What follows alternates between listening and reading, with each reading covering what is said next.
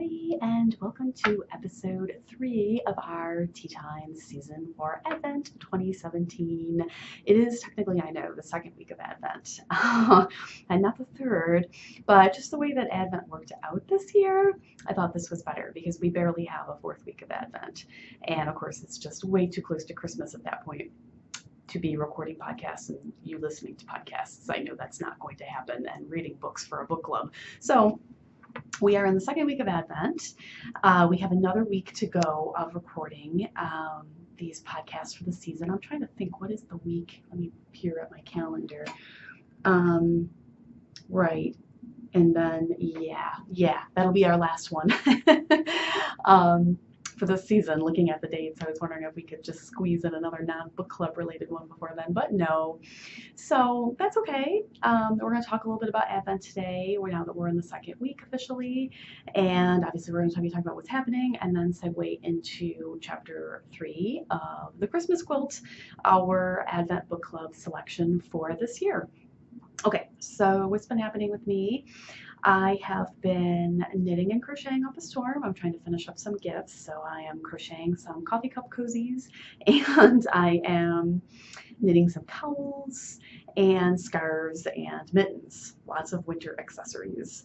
So I've been super busy with that. That's been keeping my evenings rather packed, but I'm enjoying it very much.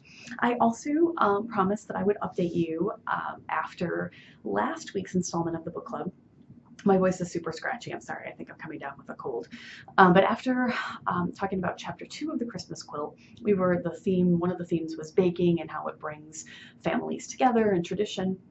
And so I mentioned that I was going to try and bake, and I'm a terrible baker, just for the record, but that I was going to try and bake my grandmother's beloved Italian chocolate ball cookies, and I did over the weekend, so I wanted to report in on that. So I did not ask her, my grandmother is still living. She is 91 and is absolutely beautiful. I didn't ask her for her recipe just yet, although I'm going to. But I found one that seemed to me to be sort of the ingredients that I would have expected. And I wanted to just sort of try this on my own so that I had something to compare it to. And so I found one. It did not have chocolate chips in it, and hers have chocolate chips, and I wanted them to be like hers. So I was just planning to add the chocolate chips in.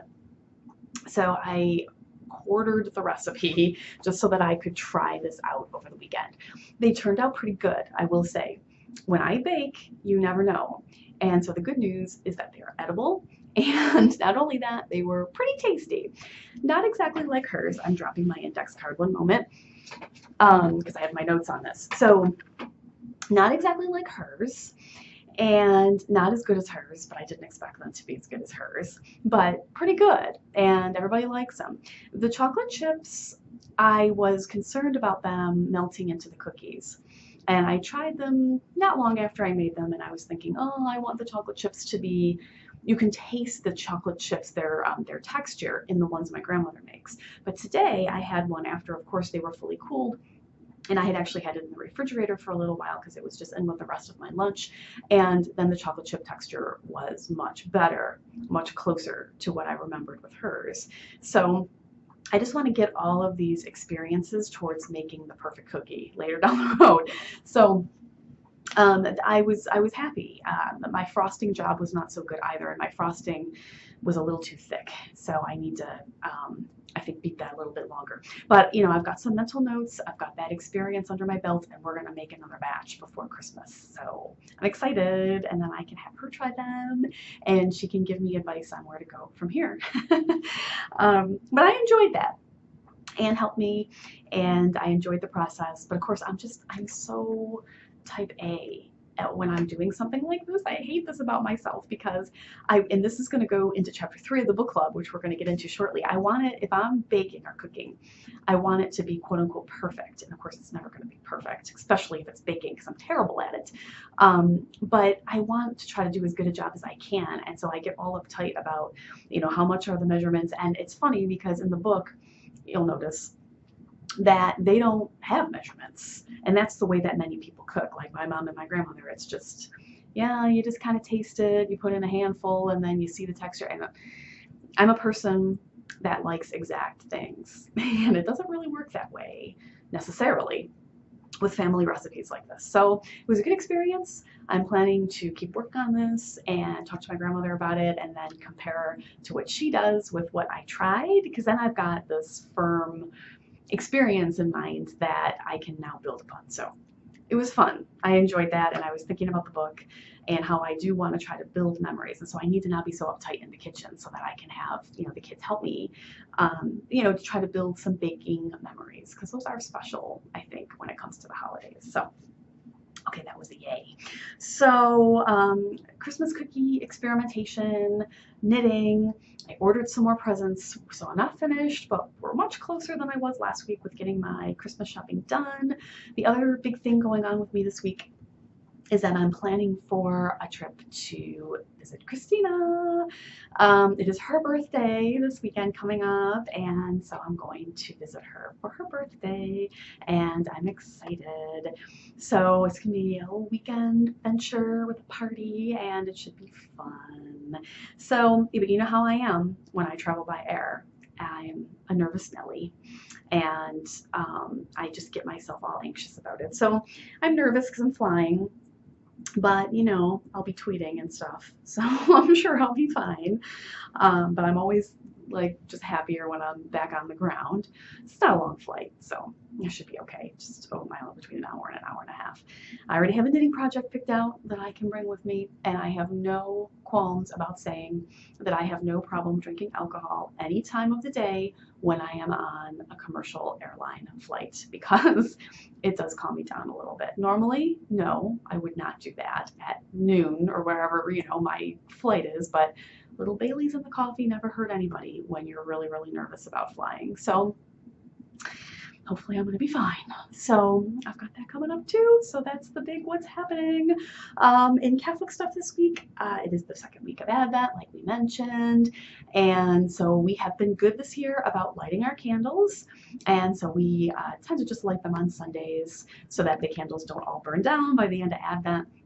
And we'll leave them going for about an hour on Sundays after dinner. So we had both candles, two purple candles lit this week. It was lovely. We had the bishop at our parish this weekend for Mass blessing our new parish center. So it was a beautiful Mass for the second Sunday of Advent. And Anne got a special blessing during communion. Henry and I received communion from the bishop. It was smashing.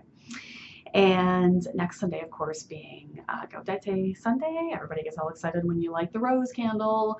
So we have that coming up. And I'll be attending that Mass with Christina, which will be lovely. And Henry will be serving at that Mass back here at our home parish for the third Sunday of Advent. So Advent's going pretty well. It has been. I don't feel stressed out. It has been lovely. Been following along, like I mentioned, the traditions with the kids. They also have several Advent calendars. They both love and fight over the wooden magnetic calendar, putting up the pieces each day. They also have chocolate Advent calendars that this year are not working out very well because the pieces are all coming loose, jarring from their day, and so they open the little window and there's no chocolate there, and I've got to do surgery on the calendar to get the chocolate back in the right place and figure out which one goes where. I think next year I'm going to spring for the expensive chocolate Advent calendars, by which I mean $10 rather than $2.99 or whatever these were. But I saw really nice ones in our Aldi grocery store that were truffles, really fancy candy. They were much bigger, and I think they would stay in their slots better. So we may try that next year.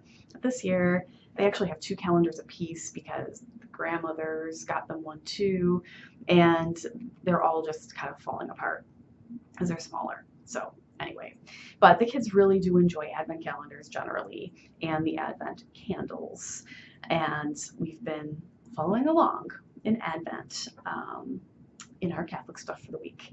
So let's turn to chapter 3 of our book club.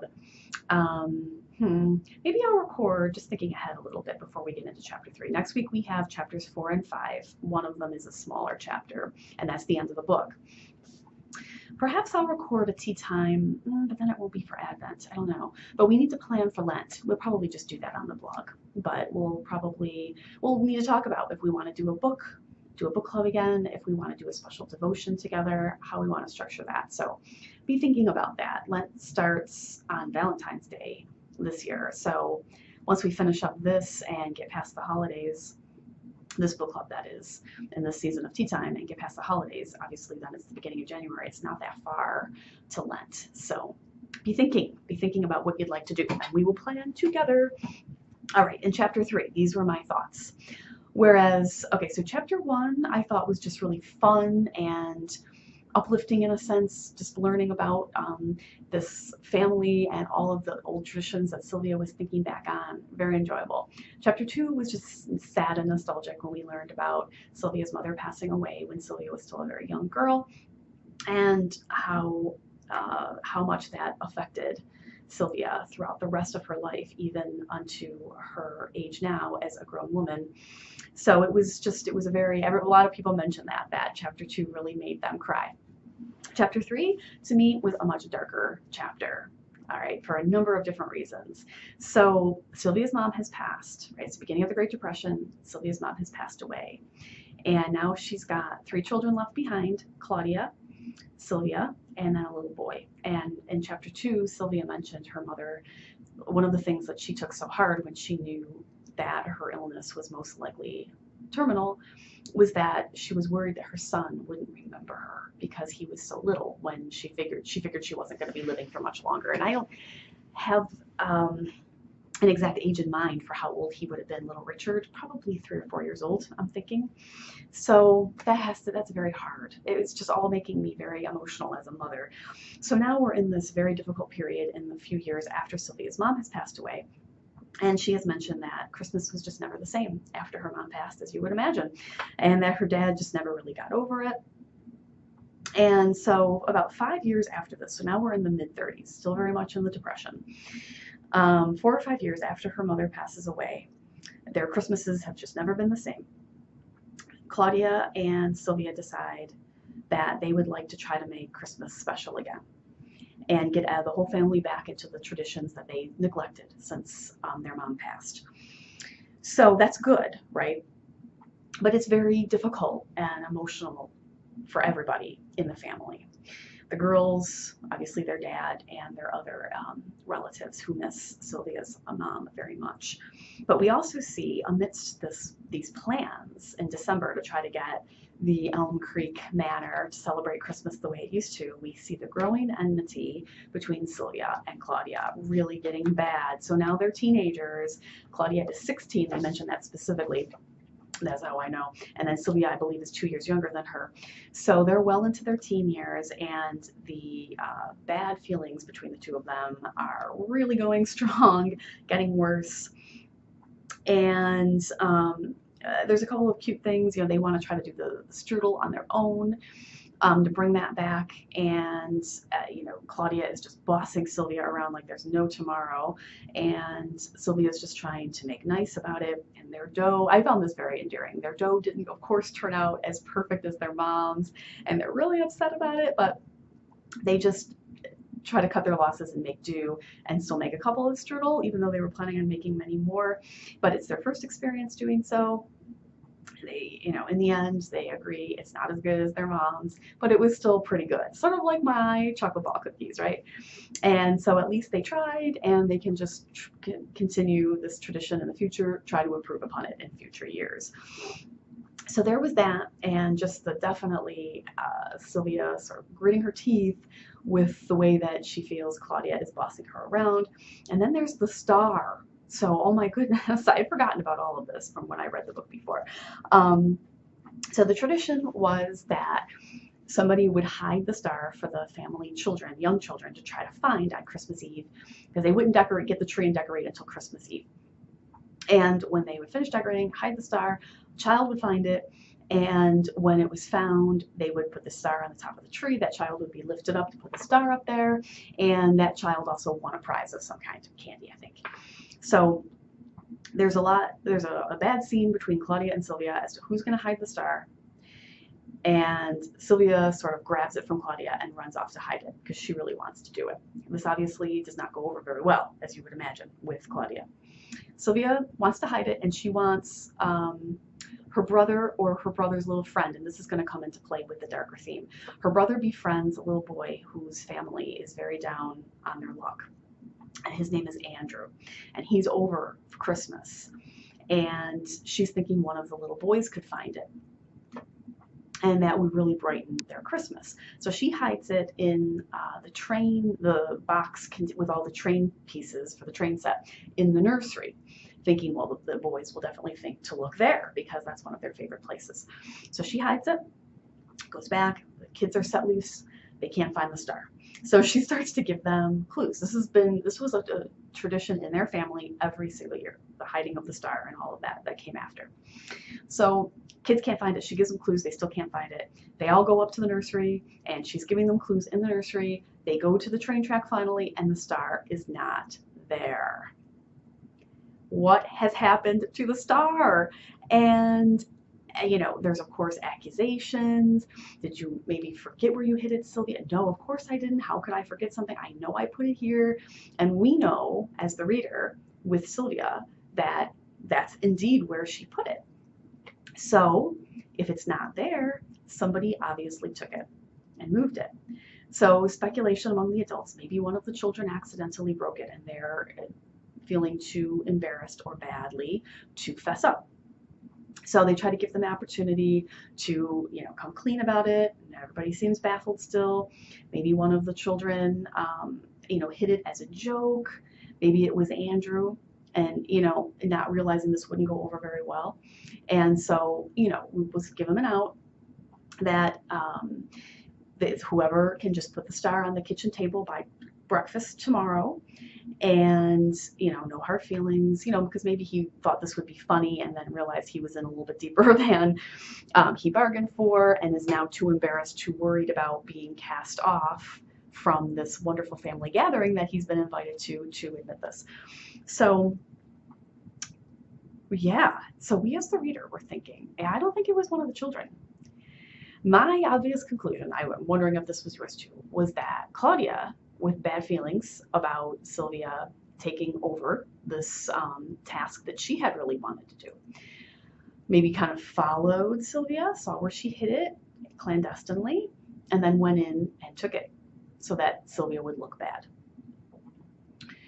So I'm thinking, I'm chomping at the bit to find out what happens to the star. So Christmas morning comes, the star is not returned. They go to church service, which was a lovely description in the book, and come back and have the strudel. All of that was lovely. No star.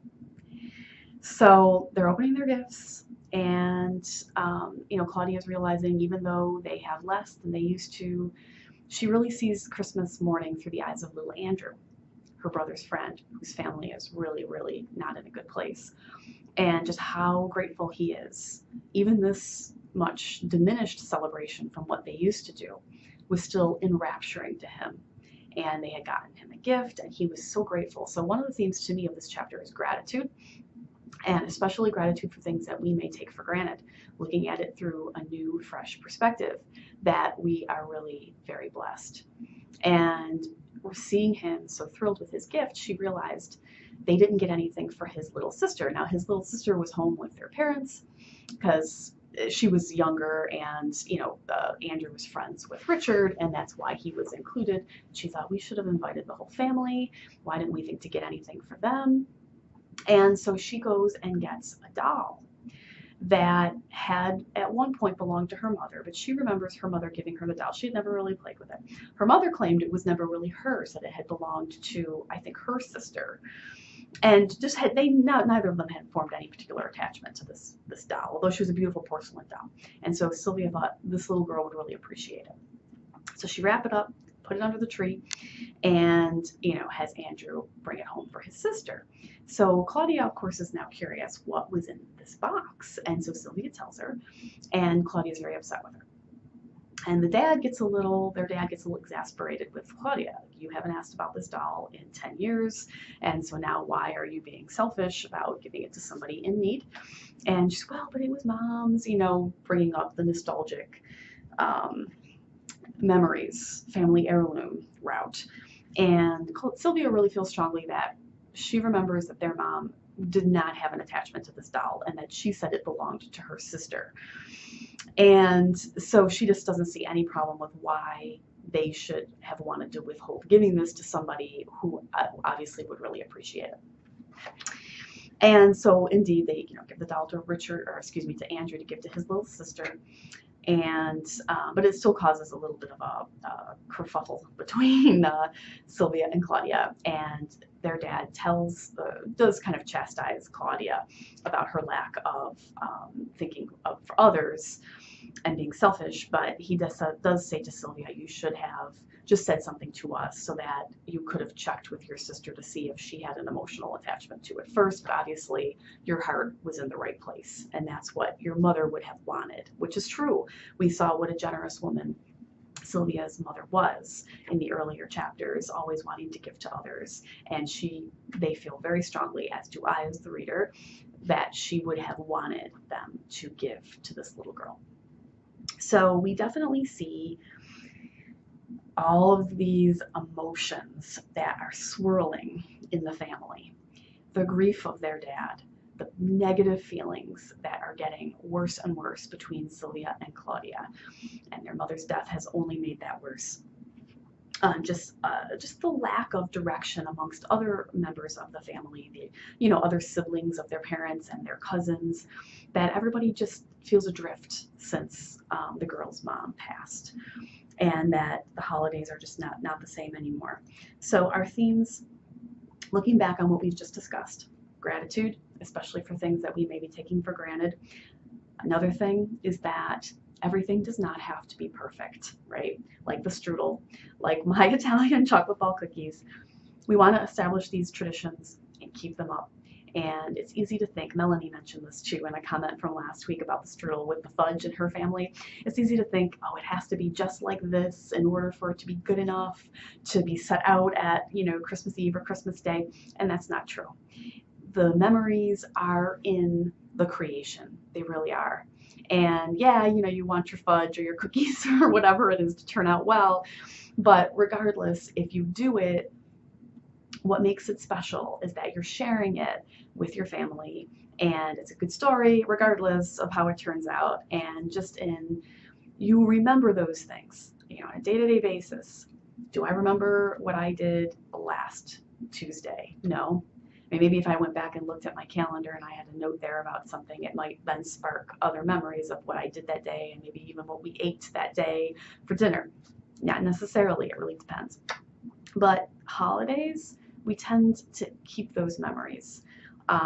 It's just like other events in your life, weddings and births of children and just other meaningful things that could happen to you throughout your life. Those memories just imprint deeper into your brain because of the significance that you attach to the occasion. And so we don't need to make it perfect for them to be memorable and for them to be special. Those are the things that we're going to carry with us through the years. And the important thing is to just keep on creating those memories. And doesn't have to be perfect. That's one of the things that I took from the chapter. So what else do I have here? I have a note about the quilt being the symbol, a different symbol for everybody. So for Sylvia, the Christmas quilt, which kind of gets dragged out year after year for people to work on at Christmas time, it's a symbol of her fear of imperfection, because it was really bothering her that Claudia started working on the quilt and her squares and piecing were not matching up, and it was going to make the quilt imperfect, and that bothered her. They mentioned that Claudia and Sylvia worked on a quilt for the Chicago World's Fair sometime within this 5-year period that we're now traversing, from their mother's death to this Christmas. And that it just really bothered Sylvia that Claudia's measuring and piecing were just not perfect. Sylvia is a perfectionist, and that really, really bothered her. So for Sylvia, that's what she would see in the Christmas quilt. Why are we going to mar the beautiful stitching of our foremothers with Claudia's imperfect blocks? For Claudia, she mentions Sylvia catches her like throwing all the blocks into the sewing basket Christmas night, upset, and she says, "Oh, this quilt reminds me of this terrible Christmas now," because she had been working on it, and she's just really mad. She's mad about the strudel not coming out good. She's mad at Sylvia because she's blaming her for losing the star, and she's just angry at Sylvia for a few other things too. And so to her now, the quilt has this negative association. And Sylvia suspects that Claudia knows that her quilting isn't as good as the other women in her family, including Sylvia, and this is a sore spot for her. So that was the association for Claudia. So really for both of them, the quilt is a symbol of imperfection, and with that comes their sense of worth. Quilting is very important to the women in their family, and Claudia feels inadequate at it. So very interesting. Very, very interesting. We don't see the quilt much in this chapter, but it is very important. The other thing that I have noted down here is Sylvia and Sarah. So we come back to the present day, and I'm coming back to the star, don't worry. Sylvia has a talk with Sarah about calling her mom, and she does, but then Sylvia says, well, why aren't you going? Or is your mom coming here? And she says, nope, neither. She already had plans. And Sylvia just can't believe that Sarah's letting this opportunity pass her by to have a reconciliation with her mom and to share memories with her mom, because Sylvia longs for that so much, having lost her mother so many years ago, and never has the possibility to share any more memories with her again. It's really bothering her. Sarah will not leap on this opportunity. Meanwhile, Sarah is sort of trying to get deeper into Sylvia's issues with her sister. Now Claudia, in current day, has passed away. That's how this whole series came to be, that Sylvia inherited the manor and is now back in the family home, and it's dredging up all of these things that she wanted to forget about. And Sarah thinks that Sylvia needs to let a lot of these bad feelings go. Sylvia was really averse to decorating the manor again because it reminded her of all these things. And Sarah's saying, you really need to just form new happy memories. You have to let this go. You have to forgive. Your sister isn't here anymore for you to be able to forgive her, but you have to forgive in your heart. And Sylvia can't, because of this long history of enmity between her and Claudia. So they see these things in each other, but they cannot resolve the issues within themselves. And I think that applies to so many of us. I can say that for myself, definitely. And so, Sarah just has all kinds of negative things to say about her own mother, that, she won't give up her usual routine on Christmas Day. She usually will work so that, I think her mom would be a nurse, and she usually takes the shift so that other people can have the day off, and she always did that even when we were kids. Sarah has a lot of resentment about that. She felt like her mother didn't want to be with them. And Sylvia's trying to see it from Sarah's mom's perspective. Maybe she felt like she was providing for the family. Maybe she wanted, all of these reasonable explanations. Why? And she's saying to Sarah, why don't you give your mom the opportunity to explain? Have you ever asked her about it? No, but she doesn't want to. Sarah doesn't want to ask her about it. And so they just cannot resolve these issues within themselves. And so that's definitely coming to a head. Towards the end of the chapter, we see just a heartbreaking ending that Andrew and his sister, their living situation just deteriorates, and the parents, I'm trying to remember what happened, but they are sent to live with other family members because their parents just can't take care of them anymore. And obviously little Richard was just devastated by the loss of his friend in his daily life. And they tried, just like with Elizabeth, the cousin in chapter 1, kept up, wanting to try to write a little back and forth. And it just, I think they were saying that they could never find the correct address, and that he wasn't able to keep in touch with Andrew, and they never heard from them again. The star. Sylvia never saw the star again after that Christmas. It was never found. I am dying to get to the last 2 chapters. I don't remember if now in the current day, Sylvia finds the star in the manor, and if she can piece together what happened. I am very curious. So was this something that Claudia did out of spite? Or was it another explanation? Was it another relative with some kind of emotional issue with regard to what the star represented in their family tradition? I am very curious. But that's where we're at in our story. So it's still Christmas Eve, but just getting later into the evening. And everybody's all bottled up with resentment. Sylvia all of these memories are coming back to her, painful memories, and the traditions and the sense of loss is starting to pervade. The loss of these relationships in their lives, the loss of items, physical items in their life that had emotional significance attached to them, and just the loss of their innocence, really, with the death of their mother, and how they were never really fully able to recapture the joy that they experienced before she left them. So it was a sad chapter, but not in the same way as chapter 2, I think. It was just that little bit darker because of the very, very heartbreaking situation of Andrew and his little sister, and the growing, really bad discord between Claudia and Sylvia, and between Sarah and her mom. Okay, those were my thoughts on chapter 3. I'd love to hear what yours are. Next week is our last week, so it's chapters 4 and 5, but like I said, I think it's chapter 5. The last is not as long as the others, so it isn't too bad of a bite to chew. But I know for me, I can't wait to read them. I didn't want to read ahead because then I lose track of where I need to stop off in these recordings for us to talk about this in our book club format. So now that I have recorded this, I'm dying to get back to the book. I think it will be a quick read. All right, so I will see you all next week.